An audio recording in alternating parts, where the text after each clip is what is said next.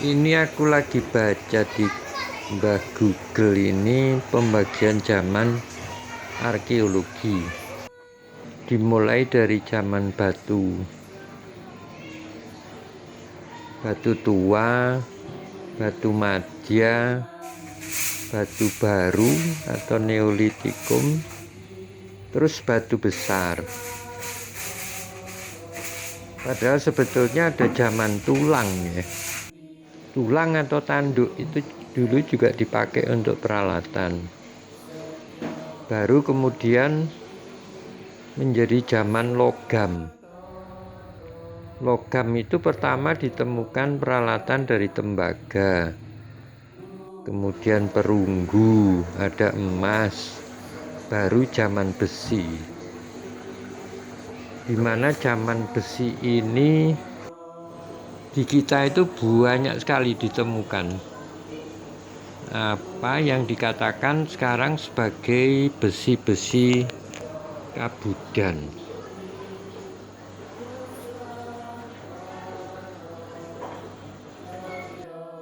Ini peralatan di zaman batu ya. Bisa menjadi kapak, bisa juga pisau, menjadi pisau juga bisa.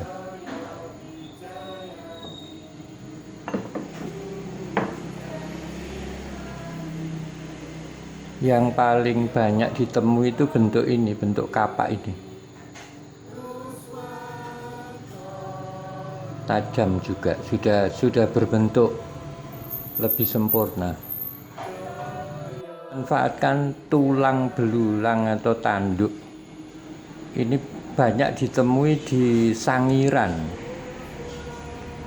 1 juta tahun yang lalu peralatan-peralatan dari tulang itu ditemukan di Sangiran. Balik ke peralatan tulang tadi ya, di samping untuk perkakas sehari-hari, sampai sekarang masih bisa kita temui. Ini untuk handle pusaka, ini dari tulang hiu. Kebetulan aku ada 2 ini. Ini sepertinya di era-era Singosari, karena kalau kita lihat perunggunya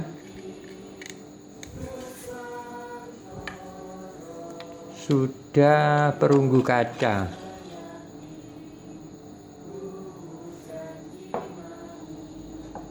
Dan sudah sangat bagus pengerjaannya.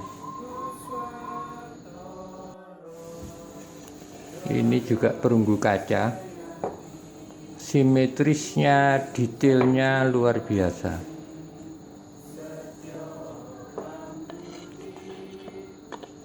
Dan sampai sekarang kan memang masih dipakai ya, apa gading itu kan sekarang kan dipakai untuk pipa rokok. Jadi tulang tanduk itu mungkin tidak dimasukkan kepada zaman peradaban arkeologi karena sampai sekarang masih terpakai. Pada era-era perunggu tembaga itu sudah ditemukan bentuk kapak yang sempurna seperti ini. Tandanya itu patinanya hijau kebiruan. Ini juga kandungan perunggunya tinggi dan bentuknya sudah sempurna, meskipun ini ditemukan sekitar abad-abad awal ini.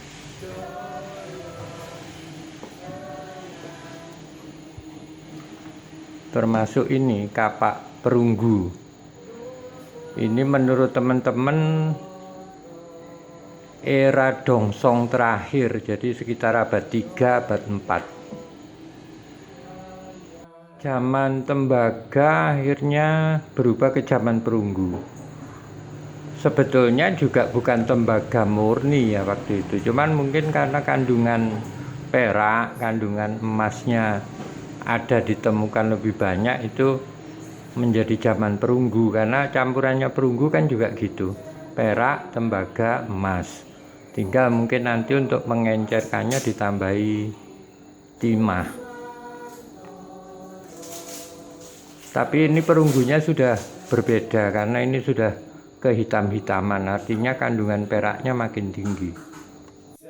Setelah itu baru zaman besi, di mana kita temukan banyak sekali bentuk-bentuk besi yang kita sekarang hanya bilang ini besi kabudan, artinya yang kuno makuno sekali. Banyak sekali ini bentuk-bentuk yang kemudian perkembangannya menjadi pisau.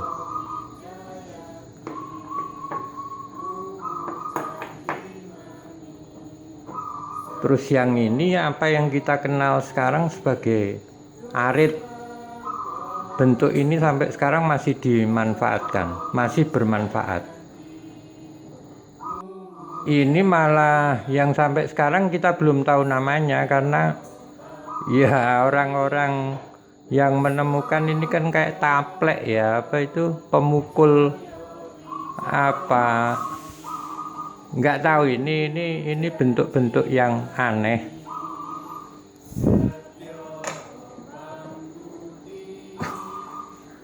Termasuk bentuk ini juga belum tahu kita namanya sampai sekarang. Berjenis-jenis pasak ya, berbagai ukuran juga. Ada yang bunder, ada yang kotak segi 4, ada yang sekecil ini,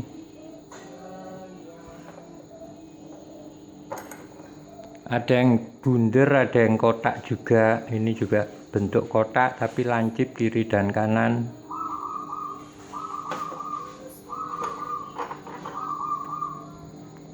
Ini bunder tapi semacam apa, yang di sebelah sini tumpul, yang di bawahnya tajam. Ini paku sudah sejak zaman dulu sudah ditemukan.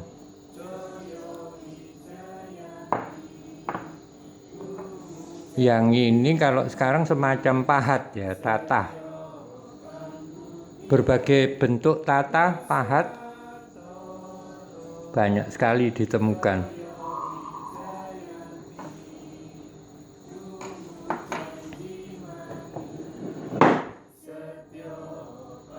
Ada juga yang berbentuk seperti ini. Berbagai peralatan perunggu ya, mulai dari kaca benggala atau untuk berhias dulu,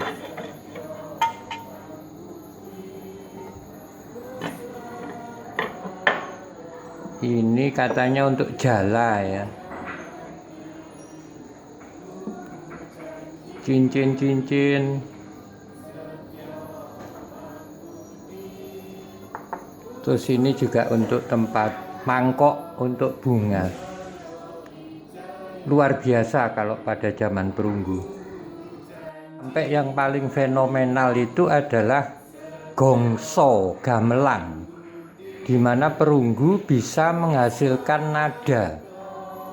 Itu adalah teknologi yang nggak tahu, kurasa di dunia tidak ada alat musik yang dari logam. Satu-satunya itu gamelan. Nenek moyang kita dulu menciptakan nada dari logam. Yang kemudian sangat menarik setelah gamelan, alat musik yang terbuat dari logam, itu adalah bimetal. Jadi campuran antara besi dengan perunggu. Karena ini tidak diketahui banyak orang, aku juga sendiri menjadi bingung bahwa ternyata teknologi bimetal itu sudah sejak dulu kita punya. Ini perunggunya aku nggak bisa deteksi ini singosari, perunggu kaca atau gobok. Kita taunya kan mengenal hanya itu.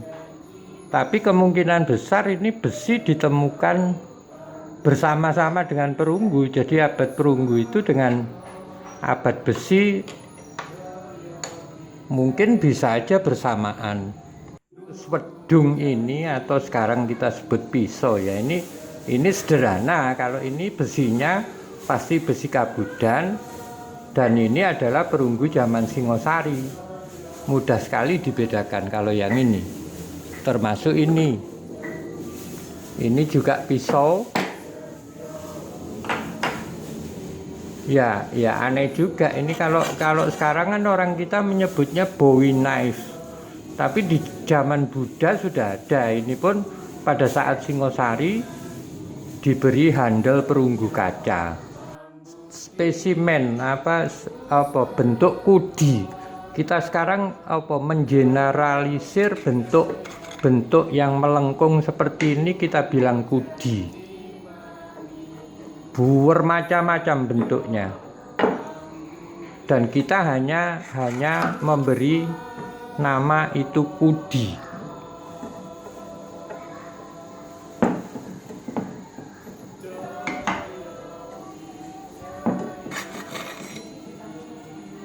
Ini kan kalau sekarang kita tahu bentuk bendu ya, bentuk-bentuk kapak ya, luar biasa banyak, bermacam-macam sekali bentuknya.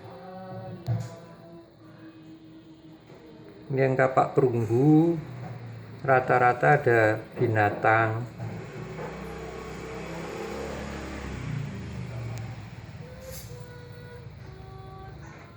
Luar biasa, ada kapak tangan. Ini yang lucu, ini ada gambar burung dua, kapak corong, kapak bulan.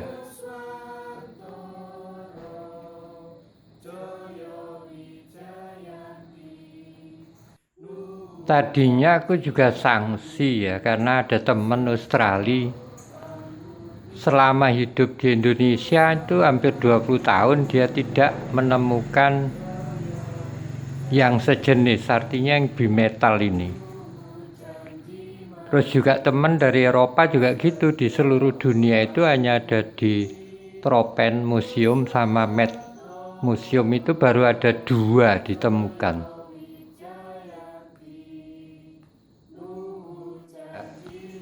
Ini sebetulnya kan angkus untuk pengendali gajah. Ini luar biasa detailnya. Kemudian ini kan itu kacip ya. Jadi peralatan untuk nginang itu dibuat dari wesi aji, sudah seperti ini. Dan aku menjadi yakin sekali setelah ketemu barang ini. Ini juga kacip untuk motong pinang ya. Tapi ternyata memang di bagian tajamnya ini itu sudah menggunakan wesi aji. Jadi teknologi bimetal ini memang ada di Nusantara. Demikian juga era tanah liat. Tidak masuk ke dalam era arkeologi ya, perkembangan arkeologi. Tapi di kita tanah liat ini sudah sejak zaman dulu, malah zaman-zaman awal, baik dipakai untuk bangunan, kebutuhan rumah tangga maupun ini kan semacam aksesoris rumah tangga.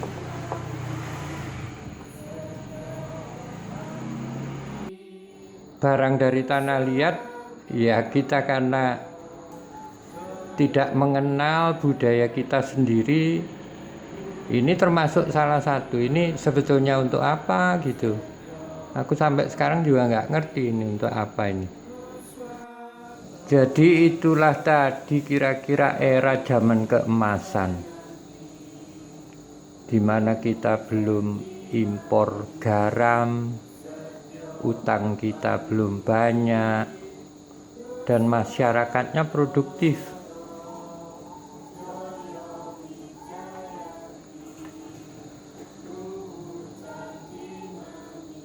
Ayo kita raih kembali masa-masa itu. Matur nuwun.